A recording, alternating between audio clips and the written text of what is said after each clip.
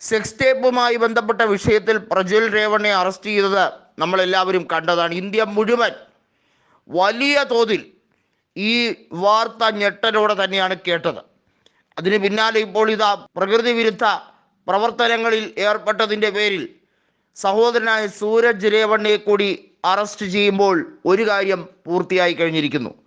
JDSലെ ഈ ഭാവി വാഗ്ദാനങ്ങൾ എന്ന് കൊട്ടിഘോഷിച്ചവർ അക്ഷരാർത്ഥത്തിൽ നരാധമന്മാരായിരുന്നോ എന്ന വലിയ ചോദ്യമാണ് പല കോണുകളിൽ നിന്നും ഉയർന്നു വരുന്നത്.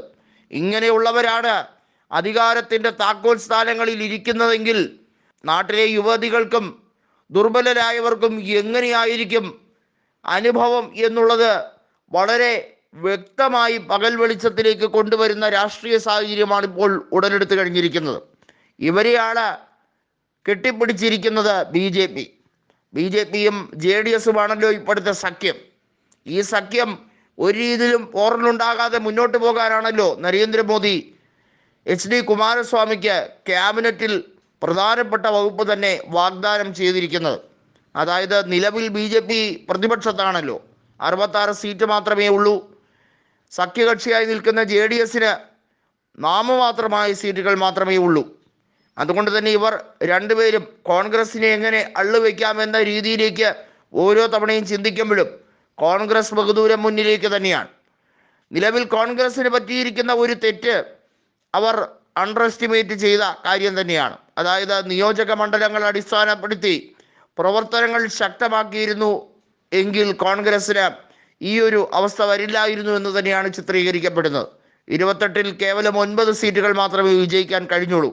മാത്രമല്ല കോൺഗ്രസിൻ്റെ ഏറ്റവും വലിയ ആഘാതം പ്രത്യേകിച്ചും DK ശിവകുമാറിന് പറ്റിയിരിക്കുന്നത് സഹോദരൻ DK സുരേഷ് ബാംഗ്ലൂർ റൂറൽ മണ്ഡലത്തിൽ പരാജിതനായി എന്നുള്ള വാർത്ത തന്നെയാണ്.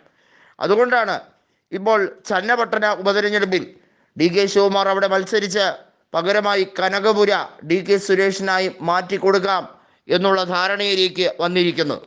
DK സുരേഷിനെ തീർച്ചയായും കനകപുരയിൽ മത്സരിപ്പിച്ചാൽ റെക്കോർഡ് ഭൂരിപക്ഷത്തിൽ തന്നെ വിജയിപ്പിക്കാൻ കഴിയുമെന്ന പ്രതീക്ഷയാണ്. കഴിഞ്ഞ തവണ നിയമസഭാ തെരഞ്ഞെടുപ്പിൽ 1,22,000 വോട്ടിൻ്റെ ഭൂരിപക്ഷത്തിലാണ് കനകപുര മണ്ഡലത്തിൽ നിന്നും DK ശിവകുമാർ വിജയിച്ചു കയറിയത്. അതുകൊണ്ട് തന്നെ DK സുരേഷിനെ അത്തരത്തിൽ ഒരു ഓഫർ കൊടുക്കാനാണ് ഇപ്പോൾ നിർദ്ദേശിച്ചിരിക്കുന്നത്. വേറൊരു കാര്യം കൂടി സംജാതമായി കഴിഞ്ഞിരിക്കുന്നു. JDSൻ്റെ അംഗങ്ങളിൽ പലർക്കും ഇനി പല രീതിയിലുള്ള ഇത്തരത്തിലുള്ള വാദങ്ങളും നേരിടേണ്ടി വരുന്ന അവസ്ഥ.